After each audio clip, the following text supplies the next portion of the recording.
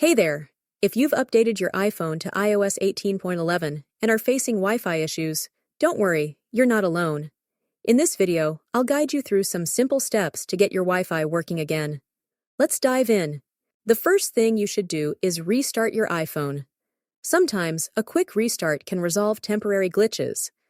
Once your phone is back on, check if your Wi-Fi connection is working as expected.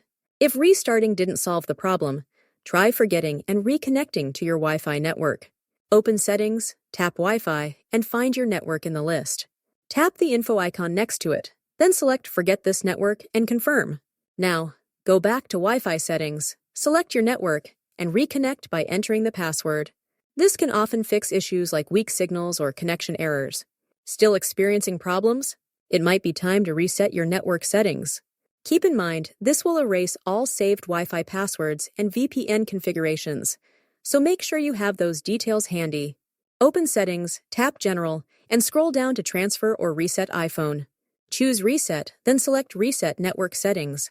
Confirm your choice, and your iPhone will restart. Once it powers back on, reconnect to your Wi-Fi network and test the connection.